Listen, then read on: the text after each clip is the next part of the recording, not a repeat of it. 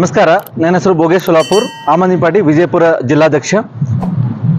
ಇವತ್ತು ತಮಗೆಲ್ಲರೂ ಗೊತ್ತಿರುವ ಹಾಗೆ ಅರವಿಂದ್ ಕೇಜ್ರಿವಾಲ್ ದೆಹಲಿ ಮುಖ್ಯಮಂತ್ರಿ ಇವರನ್ನು ಬಂಧಿಸಿ ಸುಮಾರು ಒಂದು ವಾರ ಆಗ್ತಾ ಇದೆ. ಸೊ ಈ ಒಂದು ಅರೆಸ್ಟು ಇಡಿ ಅವರು ಅರೆಸ್ಟ್ ಮಾಡಿದ್ದಾರೆ ಇಲ್ಲಿಗಲ್ ಆಗಿ.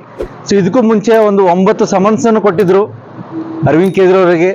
ಬಟ್ ಆ ಇಡಿ ಸಮನ್ಸ್ನಲ್ಲಿ ಯಾತಕ್ಕೋಸ್ಕರ ಸಮನ್ಸ್ ಕರೆದಿದ್ದಾರೆ ಒಂದು ಯಾವುದೂ ಅದರಲ್ಲಿ ಉಲ್ಲೇಖ ಇರಲಿಲ್ಲ. ಏನು ಅವ್ರನ್ನ ದೆಹಲಿ ಮುಖ್ಯಮಂತ್ರಿಯಾಗಿ ಕರೆಸಿದಾರೋ, ಏನು ಒಂದು ಅಕ್ಯೂಸ್ಡ್ ಆಗಿ ಕರೆಸಿದಾರೋ, ಏನೋ ಒಂದು ವಿಟ್ನೆಸ್ ಆಗಿ ಕರೆಸಿದಾರೋ, ಸೊ ಯಾವುದೋ ಒಂದು ಉಲ್ಲೇಖ ಇಲ್ಲಾರದೆ ಬರೀ ಸಮನ್ಸ್ ಕೊಟ್ಟಿದ್ದಾರೆ. ಸೊ ಹೀಗಾಗಿ ಅರವಿಂದ್ ಕೇಜ್ರಿವಾಲ್ ಅವರು ಸಮನ್ಸ್ಗೆ ಹಾಜರಾಗಿರಲಿಲ್ಲ. ಸೊ ಯಾವುದೇ ಒಂದು ಸಮನ್ಸ್ ಕಳಿಸಿದ್ರು ಕೂಡ ಅರವಿಂದ್ ಕೇಜ್ರಿವಾಲ್ ಅವರು ಮತ್ತೆ ಕೋರ್ಟ್ಗೆ ಹೋಗಿ ಇದು ಲೀಗಲ್ ಆಗಿಲ್ಲ, ಇದನ್ನ ಇಲ್ಲೀಗಲ್ ಆಗಿ ನಮಗೆ ಸಮನ್ಸ್ ಅನ್ನು ಕರಿತಿದ್ದಾರೆ ಅಂತೇಳಿ ಒಂದು ಹೇಳಿಕೆಯನ್ನು ಕೊಟ್ಟಿದ್ರು. ಸೊ ಅದಾದ್ಮೇಲೆ ಸುಪ್ರೀಂ ಹೈಕೋರ್ಟ್ ಕೂಡ, ದೆಹಲಿ ಹೈಕೋರ್ಟ್ ಕೂಡ ಒಂದು ಬೇಲನ್ನು ನೀಡಿತ್ತು. ಅದಾದ್ರೂ ಕೂಡ ಇಡಿ ಅವರು ಸಮನ್ಸ್ ಕಳಿಸೋದು ನಿಲ್ಲಿಸಲಿಲ್ಲ. ಸೊ ಅದಾದ್ಮೇಲೆ ಒಂದ್ ದಿವಸ ಏನು ಚುನಾವಣೆ ಅನೌನ್ಸ್ ಆದ ತಕ್ಷಣ ಮರುದಿನವೇ ಅರವಿಂದ್ ಕೇಜ್ರಿವಾಲ್ ಮನೆಗೆ ಇಡಿ ಅವರು ದಾಳಿ ಮಾಡಿದ್ರು. 2 ಗಂಟೆವರೆಗೂ ಅವ್ರ ಮನೆಯನ್ನು ಸರ್ಚ್ ಮಾಡಿ ಅದಾದ ನಂತರ ಇಮಿಡಿಯೇಟ್ ಆಗಿ ಅರವಿಂದ್ ಕೇಜ್ರಿವಾಲ್ ಅವ್ರನ್ನು ಅರೆಸ್ಟ್ ಕೂಡ ಮಾಡಿದ್ರು. ರಾತ್ರಿ 9:20 ಗಂಟೆಗೆ ಅರವಿಂದ್ ಕೇಜ್ರಿವಾಲ್ ಅರೆಸ್ಟ್ ಮಾಡಿ ಇಡಿ ಕಸ್ಟಡಿಯಲ್ಲಿ ಇಟ್ಕೊಂಡ್ರು. ಸೊ ಈ ಒಂದು ಇಡಿ ಕಸ್ಟಡಿ ಇದು ನ್ಯಾಯಯುತವಾಗಿ ಇದೇನಾ? ಸೊ ಅವರಲ್ಲಿ ಏನು ಒಂದು ಹಗರಣ ಮಾಡಿದ್ದಾರೆ ಅಂತ ಹೇಳಿ ಒಂದು ಡೆಲ್ಲಿ ಎಕ್ಸೈಸ್ ಪಾಲಿಸಿ ಏನಂತ ಇದೆ, ಕಾನೂನು ಇದೆ. ಆ ಡೆಲ್ಲಿ ಎಕ್ಸೈಸ್ ಪಾಲಿಸಿಯಲ್ಲಿ ಸುಮಾರು ಕೋಟಿ ಹಗರಣ ಮಾಡಿದ್ದಾರೆ ಅಂತ ಒಂದು ಆರೋಪದ ಮೇಲೆ ಅವರು ಅರೆಸ್ಟ್ ಮಾಡಿದ್ದಾರೆ. ಸೊ ಈ ಒಂದು ಆರೋಪ ಏನಿದೆ, ಈ ಆರೋಪ ಯಾವುದೇ ಒಂದು ಸಾಕ್ಷ್ಯ ಆಧಾರದ ಮೇಲೆ ಇವರು ಆರೋಪ ಮಾಡಿ ಒಂದು ಅರೆಸ್ಟ್ ಮಾಡಿಲ್ಲ. ಇದೊಂದು ಕೇವಲ ಒಬ್ಬ ಶರತ್ ಚಂದ್ರ ರೆಡ್ಡಿ ಅಂತ ಹೇಳಿ ಒಬ್ರು ಏನಿದ್ದಾರೆ ಅವರೊಂದು ಹೇಳಿಕೆ ಮೇಲೆ ಒಂದು ಅರೆಸ್ಟ್ ಅನ್ನು ಮಾಡಿದ್ದಾರೆ. ಯಾರು ಈ ಶರತ್ ಚಂದ್ರ ರೆಡ್ಡಿ? ಇವರು ಬೇರೆ ಯಾರು ಅಲ್ಲ, ಇದಕ್ಕೂ ಮುಂಚೆ ಇಡಿ ಅವರು ಇವ್ರ ಮನೆ ಮೇಲೆ ಕೂಡ ದಾಳಿ ಮಾಡಿದ್ರು. ಇವರು ಅರವಿಂದ ಫಾರ್ಮಾ ಒಂದು ಡೈರೆಕ್ಟರ್ ಆಗಿದ್ದಾರೆ. ಸೊ ಈ ಅರವಿಂದ ಫಾರ್ಮಾ ಡೈರೆಕ್ಟರ್ ಆಗಿದ್ದ ಈ ಶರತ್ ಚಂದ್ರ ರೆಡ್ಡಿ ಅವ್ರ ಮೇಲೆ ಇಡಿಯನ್ನು ದಾಳಿ ಮಾಡಿತ್ತು. ಸೊ ಆ ಇಡಿ ದಾಳಿ ಮಾಡಿದ ಮೇಲೆ ಇವರು ಅರವಿಂದ್ ಕೇಜ್ರಿವಾಲ್ ವಿರುದ್ಧ ಒಂದು ಹೇಳಿಕೆಯನ್ನು ಕೊಡುವಂತ ಹೇಳಿ ಒಂದು ದಬ್ಬಾಳಿಕೆ ಮಾಡಿದ್ರು. ಅವಾಗ ಅವರು ಒಪ್ಪಿದ್ದಿಲ್ಲ. ಅದಾದ್ಮೇಲೆ ಒಂದು 5 ದಿನಕ್ಕೆ ನವೆಂಬರ್ ಅಲ್ಲಿ 2022ರಲ್ಲಿ ಇದೇ ಅರವಿಂದ ಫಾರ್ಮಾ ಕಂಪನಿ ಡೈರೆಕ್ಟರ್ ಏನಿದ್ದಾರೆ ಶರತ್ ಚಂದ್ರ ರೆಡ್ಡಿ, ಇವರು ಬಿಜೆಪಿಗೆ 5 ಕೋಟಿ ರೂಪಾಯಿನ ಎಲೆಕ್ಟ್ರಲ್ ಬಾಂಡ್ ಪರ್ಚೇಸ್ ಮಾಡಿದ್ರು. ಅದಾದ ತಕ್ಷಣ ಇಡಿ ಅವರು ಇವರು ಏನೋ ಒಂದು ಬೇಲ್ಗೆ ಅಪ್ಲೈ ಮಾಡಿದ್ರು ಶರತ್ ಚಂದ್ರ ರೆಡ್ಡಿ ಅವರು. ಇಮಿಡಿಯೇಟ್ ಆಗಿ ಇವರು ಬೇಲ್ಗೆ ಒಪ್ಪಿಗೆ ಕೊಡಿ ಅಂತ ಹೇಳಿ ಕೋರ್ಟ್ ನಲ್ಲಿ ಒಂದು ಹೇಳ್ತು. ಸೊ ಯಾಕೆ ಅವರು ಒಂದು ಬೇಲಿಗೆ ಅಪ್ಲೈ ಮಾಡಿದ ಮೇಲೆ ಇವರು ಆಯ್ತು ಅವ್ರಿಗೆ ಬೇಲ್ ಕೊಡಿ ಅಂತ ಯಾಕೆ ಹೇಳಿದ್ರಪ್ಪ ಅಂತಂದ್ರೆ, ಅವರು ಶರತ್ ಚಂದ್ರ ರೆಡ್ಡಿ ಅವರು ಏನಿದೆ ಅವರು ಅಪ್ರೂವರ್ ಆಗಕ್ಕೆ ಒಪ್ಕೊಂಡಿದ್ರು. ಯಾವ ತರ ಅಪ್ರೂವರ್ ಅಂದ್ರೆ ಗೌರ್ಮೆಂಟ್ ಅಪ್ರೂವರ್.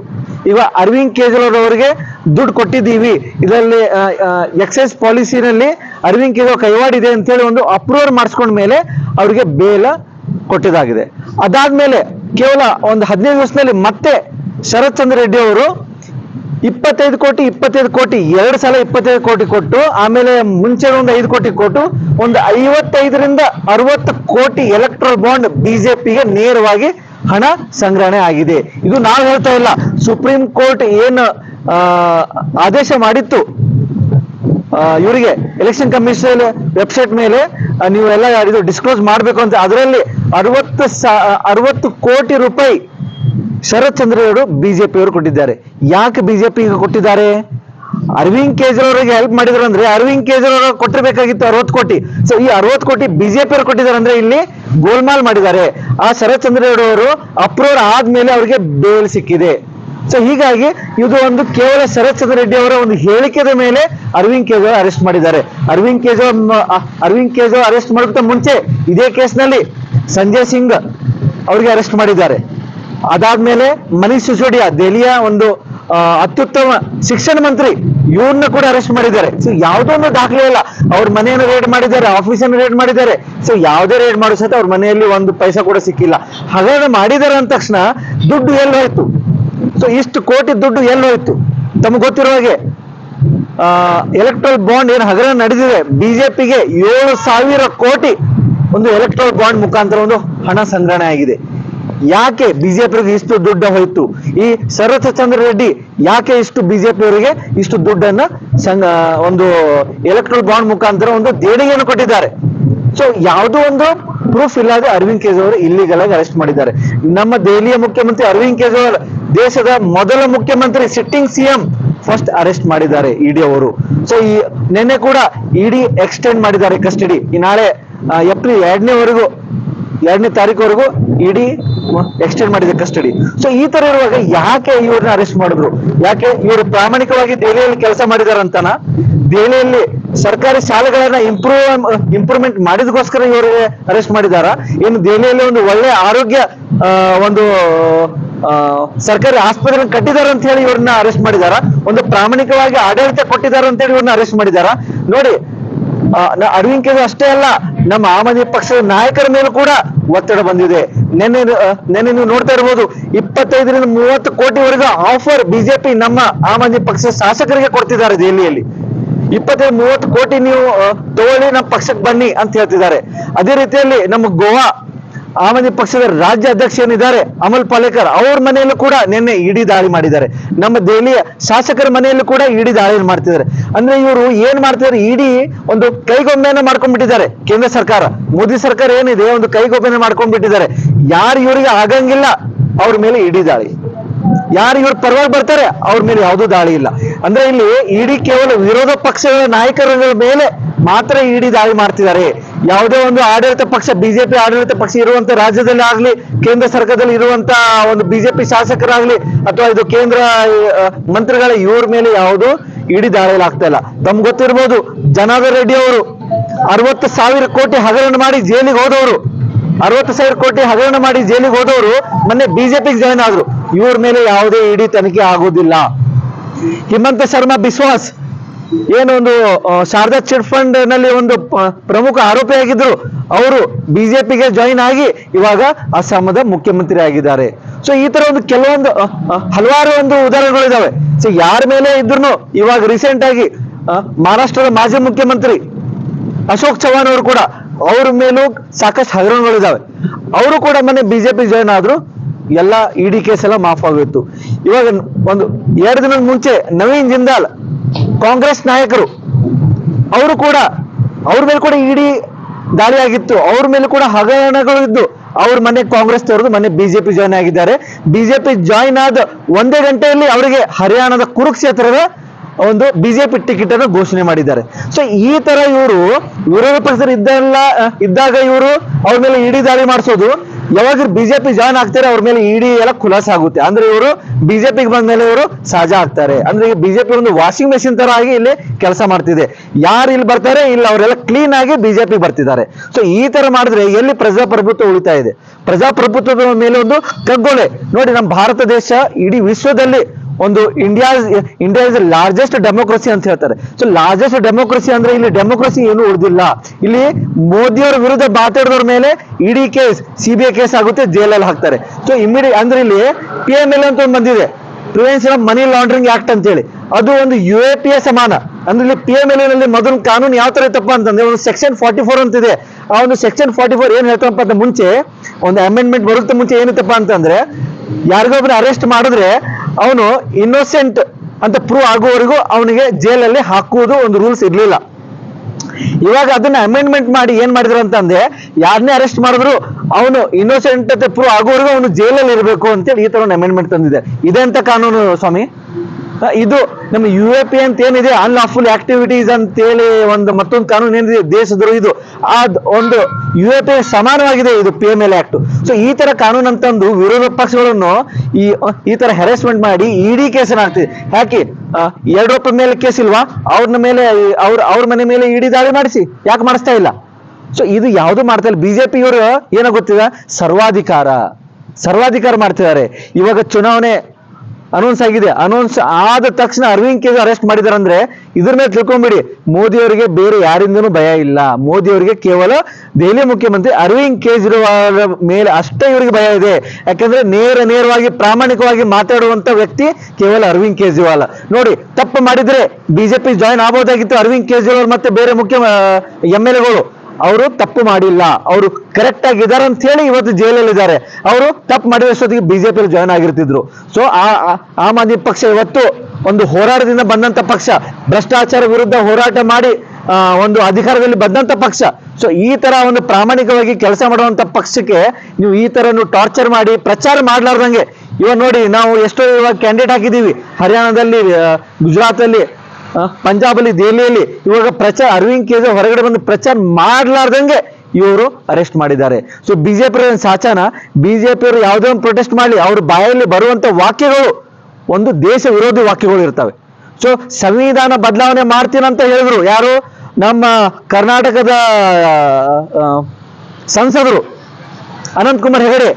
ನಾವು 400 ಪಾರ್ ಈ ಸಲ ಬೇಕೇ ಬೇಕು, ಯಾಕಂದ್ರೆ ನಾವು ಸಂವಿಧಾನ ತಿದ್ದುಪಡಿ ಮಾಡ್ಬೇಕಂತಂದ್ರೆ ನಾವು 400 ಪಾರ್ ಬರಲೇಬೇಕು ಈ ಸಲ. ಸಂವಿಧಾನ ತಿದ್ದುಪಡಿ ಮಾಡಾಕ ಬಂದಂತ ಈ ಬಿಜೆಪಿ ನೋಡಿ, ಡಾಕ್ಟರ್ ಬಾಬಾ ಸಾಹೇಬ್ ಅಂಬೇಡ್ಕರ್ ಅವರು ರಚನೆ ಮಾಡಿದಂತ ಸಂವಿಧಾನವನ್ನೇ ಇವರು ಬದಲಾವಣೆ ಮಾಡ್ತಿದ್ದಾರೆ ಅಂದ್ರೆ ಇವರಿಗೆ ಅಂಬೇಡ್ಕರ್ ಮೇಲೆ ಯಾವುದೇ ಭಕ್ತಿ, ಯಾವುದೇ ಒಂದು ಪ್ರೀತಿ ಅನ್ನೋದಿಲ್ಲ. ಸೊ ಇವರು ಕೇವಲ ಓಟ ರಾಜಕಾರಣ, ಒಂದು ಜಾತಿ ನಡುವೆ ಇಲ್ಲಿ ಜಗಳನ್ನ ಹಚ್ಚಿ ಇಲ್ಲಿ ಓಟ್ ರಾಜಕಾರಣ ಮಾಡ್ತಿದ್ದಾರೆ. ಯಾವುದೇ ಒಂದು ಇವರು ಡೆವಲಪ್ಮೆಂಟ್ ಮಾಡಿಲ್ಲ. ಮೋದಿ ಅವರು ಬರೀ ಹೇಳ್ತಾರೆ ನಾನು ಅದ್ರ ಮಾಡಿದೆ ಇದ್ರ ಮಾಡಿದೆ ಅಂತ ಭಾಷಣ ಮಾಡ್ತಾರೆ. ಈ ಭಾಷಣಕ್ಕೆ ಇದು ಮರಳಾಗಿ ಜನ ಅವ್ರನ್ನ ಓಟ ಕೊಡ್ತಿದ್ದಾರೆ. ಸೊ ಈ ತರ ಒಂದು ಭ್ರಷ್ಟಾಚಾರ ಬಿಜೆಪಿಯಲ್ಲಿ ಅಡಗಿದೆ. ಸೊ ಬಿಜೆಪಿಯಷ್ಟು ಭ್ರಷ್ಟಾಚಾರ ಮಾಡಿದಂತ ಪಕ್ಷ ನಮ್ಮ ದೇಶದಲ್ಲ, ಇಡೀ ಇದರಲ್ಲೇ ಯಾವುದೂ ಇಲ್ಲ. ನಿನ್ನೆ ತಮ್ಗೆ ಗೊತ್ತಿರ್ಬೋದು, ಭಾರತ ಸರ್ಕಾರದ ಕಾನೂನು ಮಂತ್ರಿ ಏನಿದ್ದಾರೆ ನಿರ್ಮಲಾ ಸೀತಾರಾಮನ್ ಅವರು ಪತಿಯವರು ನಿನ್ನೆ ಒಂದು ಹೇಳಿಕೆಯನ್ನು ಕೊಟ್ಟಿದ್ದಾರೆ. ಈ ಒಂದು ಎಲೆಕ್ಟ್ರಲ್ ಬಾಂಡ್ ಹಗರಣ ಏನಿದೆ ಇದು ದೇಶದ ದೊಡ್ಡ ಹಗರಣ ಅಲ್ಲ, ಇದು ಇಡೀ ವಿಶ್ವದ ದೊಡ್ಡ ಹಗರಣ ಅಂತ ಹೇಳಿದ್ದಾರೆ. ಹಸ್ಬೆಂಡ್ನೇ ಈ ತರ ಒಂದು ಹೇಳಿಕೆಯನ್ನು ಕೊಟ್ಟಿದ್ದಾರೆ. ಸೊ ಎಲ್ಲ ಗೊತ್ತಿದೆ, ಇದು ಅವ್ರಿಗೂ ಬಿಜೆಪಿ ಕೂಡ ಗೊತ್ತಿದೆ, ಇದು ನಮ್ಮ ವಿಶ್ವದ ಅತಿ ದೊಡ್ಡ ಹಗರಣ. ಕಾಂಗ್ರೆಸ್ ಅವ್ರು ಮಾಡಿದಂತ ಹಗರಣ ಇದ್ರ ಮುಂದೆ ಏನೂ ಇಲ್ಲ, ಅಷ್ಟು ದೊಡ್ಡ ಹಗರಣ ಈ ಒಂದು ಎಲೆಕ್ಟ್ರಲ್ ಬಾಂಡ್ ಸ್ಕ್ಯಾಮ್. ಇದು ನಮಗೆ ಹೊರಗಡೆ ಬರ್ತಾ ಇರಲಿಲ್ಲ. ಸುಪ್ರೀಂ ಕೋರ್ಟ್ ಒಂದು ಜನಪರ ಒಂದು ಆದೇಶ ಕೊಡ್ತು, ಏನೆಲ್ಲ ಎಲೆಕ್ಟ್ರಲ್ ಬಾಂಡ್ ಇದೆ, ಯಾರಿಗೆ ಎಷ್ಟು ದೇಣಿಗೆ ಕೊಟ್ಟಿದ್ದಾರೆ ಅಂತ. ಸೊ 7,000 ಕೋಟಿ ಬಿಜೆಪಿ ಅವರಿಗೆ ಹೋಗಿದೆ. ಸೊ ಇದು ಒಂದು ದೊಡ್ಡ ಹಗರಣ ಇದೆ. ಸೊ ಅದಕ್ಕೆ ಅರವಿಂದ್ ಕೇಜ್ರಿವಾಲ್ ಅವರನ್ನ ಏನು ಅರೆಸ್ಟ್ ಮಾಡಿದ್ದಾರೆ ಆ ಅರೆಸ್ಟ್ ಅನ್ನು ನಾವು ಖಂಡಿಸ್ತೀವಿ. ಯಾಕಂದ್ರೆ ಇದೊಂದು ಇಲ್ಲಿಗಲ್ ಅರೆಸ್ಟ್. ಇವತ್ತಿನ ನಾಳೆ ಅರವಿಂದ್ ಕೇಜ್ರಿವಾಲ್ ಹೊರಗಡೆ ಬಂದೇ ಬರ್ತಾರೆ ಅಂತ ಹೇಳಿ ಅದೊಂದು ಭಯದಿಂದ ಇವ್ರನ್ನ ಅರೆಸ್ಟ್ ಮಾಡಿದ್ದಾರೆ. ಯಾಕಂದ್ರೆ ಅರವಿಂದ್ ಕೇಜ್ರಿವಾಲ್ ಮೋದಿಯವ್ರಿಗೆ ಟಕ್ಕರ್ ಕೊಡೋರು ಅಂದ್ರೆ ಕೇವಲ ಅರವಿಂದ್ ಕೇಜ್ರಿವಾಲ್ ಮಾತ್ರ. ನೋಡಿ, ನಮ್ಮ ಕಾರ್ಯಕರ್ತರು, ನಮ್ಮ ನಾಯಕರೇನಿದ್ದಾರೆ ಅವರಿಗೆಲ್ಲ ಗೊತ್ತಿದೆ ನಮ್ಮ ಪಕ್ಷ ಯಾವ ತರ ಇದೆ, ನಮ್ಮ ಪಕ್ಷದ ಒಂದು ತತ್ವ ಸಿದ್ಧಾಂತ ಏನಿದೆ. ಇವಾಗ ನಾನು ಕೂಡ 12 ವರ್ಷದಿಂದ ಪಕ್ಷದಲ್ಲಿದ್ದೀನಿ. ನಮಗೆ ಗೊತ್ತಿದೆ ಅರವಿಂದ್ ಕೇಜ್ರಿವಾಲ್ ಏನು, ನಮ್ಮ ಪಕ್ಷ ತತ್ವ ಸಿದ್ಧಾಂತ ಏನು ಅಂತ ನಮಗೆ ಗೊತ್ತಿದೆ. ನಾವು ಒಂದು ಭ್ರಷ್ಟಾಚಾರ ವಿರುದ್ಧ ಹೋರಾಟ ಮಾಡಿ ಬಂದಂತ ಒಂದು ಪಕ್ಷ. ಸೊ ಹೀಗಾಗಿ ನಾನು ನಮ್ಮ ಎಲ್ಲ ಕಾರ್ಯಕರ್ತರಿಗೆ ಮತ್ತೆ ನಮ್ಮ ಇಡೀ ದೇಶದ ಕಾರ್ಯಕರ್ತರಿಗೆ ಒಂದು ನಾನು ಸಂದೇಶವನ್ನು ಕೊಡ್ತೀನಿ. ಯಾರು ಭಯ ಪಡಬೇಡಿ, ಅರವಿಂದ್ ಕೇಜ್ರಿವಾಲ್ಗೆ ಏನೂ ಆಗುದಿಲ್ಲ. ನಾವು ಜೈಲಿಗೆ ಹೋಗಿ ಬಂದಂತ ಒಂದು ಕಾರ್ಯಕರ್ತರಾಗಿದ್ದೀವಿ. ಸೊ ಯಾವುದೇ ಒಂದು ಜೈಲದ ಒಂದು ಭಯ ಇವ್ರು ಹಾಕ್ತಿದ್ದಾರೆ, ದಯವಿಟ್ಟು ಅದರಿಂದ ಏನು ಭಯ ಪಡಬೇಡಿ. ನಮ್ಮ ತತ್ವ ಸಿದ್ಧಾಂತ ಅರವಿಂದ್ ಕೇಜ್ರಿವಾಲ್ ದೆಹಲಿಯಲ್ಲಿ ಮಾಡಿದಂತ ಒಂದು ಒಳ್ಳೆಯ ಕೆಲಸ, ಒಂದು ಉಚಿತ ಶಿಕ್ಷಣ ಆಗಿರ್ಬೋದು, ಉಚಿತ ಆರೋಗ್ಯ ಆಗಿರ್ಬೋದು, ದೆಹಲಿಯಲ್ಲಿ ಪ್ರತಿ ಮನೆಗೆ 20,000 ಲೀಟರ್ ನೀರು ಕೊಡುವಂತ ಒಂದು ಉಚಿತ ಆಗಿರ್ಬೋದು, ಬಸ್ ಅಲ್ಲಿ ಪ್ರಯಾಣ ಮಹಿಳೆಯರಿಗೆ ಉಚಿತವಾಗಿ ಆಗಿರ್ಬೋದು, ಇದನ್ನೆಲ್ಲ ಕೊಟ್ಟು ನಾವು ದೆಹಲಿ ಒಂದು ಏನು ಆಡಳಿತ, ಯಾವ ತರ ಆಡಳಿತ ಮಾಡ್ಬೇಕು ಅಂತೇಳಿ ನಾವು ದೊಡ್ಡ ಪಕ್ಷ ಬಿಜೆಪಿ ಕಾಂಗ್ರೆಸ್ ಅವರಿಗೆ ನಾವು ತೋರಿಸ್ಕೊಟ್ಟಿದ್ದೀವಿ. ಸೊ ಇದು ನೋಡಕ್ಕೆ ಆಗ್ತಾ ಇಲ್ಲ ಮೋದಿ ಅವರಿಗೆ, ಬಿಜೆಪಿಯವರಿಗೆ ಇದನ್ನ ನೋಡಕ್ ಆಗ್ತಾ ಇಲ್ಲ, ಅರವಿಂದ್ ಕೇಜ್ರಿವಾಲ್ ಸಹಿಸಕ್ ಆಗ್ತಾ ಇಲ್ಲ. ಎಲ್ಲಿ ಇವನು ಮುಂದೆ ಬಂದು ದೊಡ್ಡ ವ್ಯಕ್ತಿಯಾಗಿ ನಾಳೆ ಇವರು ಪ್ರಧಾನಮಂತ್ರಿ ಆಗ್ತಾನೆ ಅಂತೇಳಿ ಕೇವಲ ಒಂದೇ ಭಯದಿಂದ ಇವರಿಗೆ ಒಳಗಡೆ ಹಾಕಿ ದಬ್ಬಾಳಿಕೆ ಮಾಡ್ತಿರೋ ಹೊರತಾಗಿ ಯಾವುದೇ ಆಮ್ ಆದ್ಮಿ ಪಾರ್ಟಿ ಕಾರ್ಯಕರ್ತರಿಗಾಗಲಿ, ಆಮ್ ಆದ್ಮಿ ಪಾರ್ಟಿ ನಾಯಕರಾಗಲಿ ಇವರು ಖರೀದಿ ಮಾಡೋಕ್ ಆಗಲ್ಲ. ಇವರು ಯಾರಿಗೆ ಒಂದು ಭಯ ಪಡಕ. ಸುಪ್ರೀಂ ಕೋರ್ಟ್ ಒಂದು ಆದೇಶ ಮಾಡ್ತು, ಈ ಎಲೆಕ್ಟ್ರಲ್ ಬಾಂಡ್ ಸ್ಕೀಮ್ ಏನು ಕೇಂದ್ರ ಸರ್ಕಾರ ಮೋದಿ ಸರ್ಕಾರ ತಗೊಂಡ್ಬಂದಿತ್ತು, ಇದು ಕೇವಲ ಒಂದು ದುಡ್ಡು ಹೊಡಿಗೋಸ್ಕರ ಬಂದಂತ ಸ್ಕೀಮ್. ಇದು ಸುಪ್ರೀಂ ಕೋರ್ಟ್ ಏನ್ ಆದೇಶ ಮಾಡ್ತು, ಎಲೆಕ್ಟ್ರಲ್ ಬಾಂಡ್ ಸ್ಕೀಮ್ ಏನು ಕೇಂದ್ರ ಸರ್ಕಾರ ತಂದಿದೆ ಇದು ಅನ್ಕಾನ್ಸ್ಟಿಟ್ಯೂಷನಲ್, ಅಸಂವಿಧಾನಿಕ ಅಂತ ಹೇಳ್ತು. ಅಸಂವಿಧಾನಿಕ ಅಂತ ಹೇಳಿದ ಮೇಲೆ SBI ಅವರಿಗೆ ಒಂದು ಆರ್ಡರ್ ಮಾಡಿದ್ರು. ಏನಪ್ಪಾ ಅಂತಂದ್ರೆ ಒಂದು ಮಾರ್ಚ್ 6 ಒಂದು ಡೆಡ್ಲೈನ್ ಕೊಟ್ಟರು. ಸೊ 6 ಒಳಗೆ ಯಾರ್ಯಾರು ದೇಣಿಗೆ ಕೊಟ್ಟಿದ್ದಾರೆ ಅದನ್ನೆಲ್ಲ ಎಲೆಕ್ಷನ್ ಕಮಿಷನ್ ವೆಬ್ಸೈಟ್ ಮೇಲೆ ನೀವು ಕೊಡಬೇಕು, ಎಲೆಕ್ಷನ್ ಕಮಿಷನ್ ಕೊಡಬೇಕು, ಅದನ್ನ ಅವರು ವೆಬ್ಸೈಟ್ ಮೇಲೆ ಹಾಕ್ತಾರೆ ಅಂತ ಹೇಳಿದ್ರು. ಮಾರ್ಚ್ 6ಗೆ ಏನು ಡೆಡ್ಲೈನ್ ಕೊಟ್ಟಿದ್ರು, ಅದಕ್ಕಿಂತ ಮುಂಚೆ SBI ಸುಪ್ರೀಂ ಕೋರ್ಟ್ ಮತ್ತೊಂದು ಪಿಟಿಷನ್ ಹಾಕಿದ್ರು, ಏನು ನಮಗೆ ಇನ್ನೂ ಸ್ವಲ್ಪ ಎಕ್ಸ್ಟೆನ್ಷನ್ ಕೊಡಿ, ಎಕ್ಸ್ಟೆನ್ಷನ್ ಯಾವ ತರಪ್ಪ ಅಂತಂದ್ರೆ ಅದು ಜೂನ್ ಆದ್ಮೇಲೆ ಎಕ್ಸ್ಟೆನ್ಷನ್ ಕೇಳಿದ್ರು, ಅಷ್ಟೊತ್ತಿಗೆ ನಮ್ಮ ಚುನಾವಣೆ ಮುಗಿದು ಹೋಗಿರ್ತಿತ್ತು. ಸೊ ಹೀಗಾಗಿ ಎಕ್ಸ್ಟೆನ್ಷನ್ ಏನು ಕೇಳಿದ್ರು ಸುಪ್ರೀಂ ಕೋರ್ಟ್ಗೆ, ಆ ಎಕ್ಸ್ಟೆನ್ಷನ್ ಸುಪ್ರೀಂ ಕೋರ್ಟ್ ಕೊಡ್ಲಿಲ್ಲ. ಕೇವಲ 2 ದಿನದಲ್ಲಿ ನೀವು ಇದೇನು ಎಲೆಕ್ಟ್ರಲ್ ಬಾಂಡ್ ಡೀಟೇಲ್ಸ್ ಏನಿದೆ ಎಲ್ಲ ನೀವು ಎಲೆಕ್ಷನ್ ಕಮಿಷನ್ ಕೊಡಬೇಕು. ಮರುದಿನನೇ ಎಲೆಕ್ಷನ್ ಕಮಿಷನ್ ತನ್ನ ವೆಬ್ಸೈಟ್ ನಲ್ಲಿ ಹಾಕ್ಬೇಕಂತ ಒಂದು ಆದೇಶ ಕೊಡ್ತು. ಸೊ ಯಾಕಂದ್ರೆ ನಮ್ದು ಇವಾಗ ಟೆಕ್ನಾಲಜಿ ಇದೆ. ಸೊ 2 ತಿಂಗಳಿಗಷ್ಟೇ ಬೇಕಾಗುವಂತ ಏನು ಇದು ಅವಶ್ಯಕತೆ ಇರಲಿಲ್ಲ. ಇದು ಸುಪ್ರೀಂ ಕೋರ್ಟ್ಗೂ ಕೊಟ್ಟು. ಸೊ ಇವರು ಡೆಡ್ ಲೈನ್ ಇವ್ರ ವಿರುದ್ಧ ನಿಮ್ಮ ಮೇಲೆ ಕಂಟೆಂಪ್ಟ್ ಆಫ್ ಕೋರ್ಟ್ ಮಾಡ್ತೀವಿ ಅಂತ ಹೇಳಿ ಏನು ಸುಪ್ರೀಂ ಕೋರ್ಟ್ ಚೀಫ್ ಜಸ್ಟಿಸ್ ಅವರು ಏನು ಹೇಳಿದ್ರು, ಅದಾದ್ಮೇಲೆ ಇಮಿಡಿಯೇಟ್ 2 ದಿನದಲ್ಲಿ ಎಲೆಕ್ಷನ್ ಕಮಿಷನ್ ಮೇಲೆ ಎಲ್ಲ ಎಲೆಕ್ಟ್ರಲ್ ಬಾಂಡ್ ಡೀಟೇಲ್ಸ್ ಯಾರಿಗೆ ಎಷ್ಟು ಕೊಟ್ಟರು, ಯಾವ ಕಂಪ್ನಿ ಯಾವ್ದು ಒಂದು ಸಂಸ್ಥೆ ಕೊಡ್ತು ಅನ್ನೋದು ಎಲ್ಲ ಡೀಟೇಲ್ಸ್ ಎಲೆಕ್ಷನ್ ಕಮಿಷನ್ ವೆಬ್ಸೈಟ್ ಮೇಲೆ ಒಂದು ಡಿಸ್ಕ್ಲೋಸರ್ ಮಾಡಿದ್ರು. ಅದಾದ್ಮೇಲೆ ಗೊತ್ತಾಗಿದ್ದು ಬಿಜೆಪಿ ಅವರಿಗೆ ಇಷ್ಟು ಕೋಟಿ ಹಣ ಹೋಗಿದೆ ಅಂತ ಹೇಳಿ. ಇದೇ ಶರತ್ ಚಂದ್ರ ರೆಡ್ಡಿ ಅವರೇ ಅರವಿಂದ ಫಾರ್ಮಾ ಕಂಪನಿ ವತಿಯಿಂದ 60 ಕೋಟಿ ದೇಣಿಗೆ ಬಿಜೆಪಿಗೆ ಹೋಗಿದೆ. ಇವರು ಗೌರ್ಮೆಂಟ್ಗೆ ಬಿಜೆಪಿಗೆ ಹೋಗಿದೆ. ಇವರು ಗೌರ್ಮೆಂಟ್ ಅಪ್ರೂವಲ್ ಆದ್ಮೇಲೆ ಬಿಜೆಪಿಗೆ ಯಾಕೆ ಇವರು ದೇಣಿಗೆ ಕೊಟ್ಟರು? 60 ಕೋಟಿ ಕೊಟ್ಟಿದ್ದಂತ ಯಾಕೆ ಇವರು ಮುಂಚಿತವಾಗಿ ಹೇಳಿಲ್ಲ? ಗೌರ್ಮೆಂಟ್ ಅಪ್ರೂವಲ್ ಏನಿದ್ದಾರೆ ಇವರು ನಮಗೆ ಬಿಜೆಪಿಗೆ 60 ಕೋಟಿ ಕೊಟ್ಟಿದ್ದಾರೆ ಯಾಕೆ ಹೇಳಿಲ್ಲ? ಯಾಕಂದ್ರೆ ಇದು ಸುಪ್ರೀಂ ಕೋರ್ಟ್ ಏನೊಂದು ಆದೇಶ ಕೊಡ್ತು, ಇದು ಒಂದು ಐತಿಹಾಸಿಕ ಒಂದು ಆದೇಶ ಅನ್ಬೋದು. ಯಾಕಂದ್ರೆ ಇಷ್ಟೆಲ್ಲ ಹಗರಣ ಗೊತ್ತಾಗ್ತಾ ಇರ್ಲಿಲ್ಲ. ಸುಪ್ರೀಂ ಕೋರ್ಟ್ ಇದರಲ್ಲಿ ಇದು ಮಧ್ಯಸ್ಥಿಕೆ ಇದು ವಹಿಸಿದಿಲ್ಲಪ್ಪ ಅಂತ ಗೊತ್ತಾಗ್ತಾ ಇರಲಿಲ್ಲ. ಇಷ್ಟೆಲ್ಲ ಒಂದು ಆದೇಶ ಕೊಟ್ಟ ಮೇಲೆ ಎಲೆಕ್ಷನ್ ಕಮಿಷನ್ ತಮ್ಮ ವೆಬ್ಸೈಟ್ ಮೇಲೆ ಕೊಟ್ಟಾದ್ಮೇಲೆ ಇಷ್ಟು ಗೊತ್ತಾಗಿದ್ದು ಬಿಜೆಪಿ ಇಷ್ಟೆಲ್ಲ ಹಗರಣ ಮಾಡಿದ್ದಾರೆ ಅಂತ.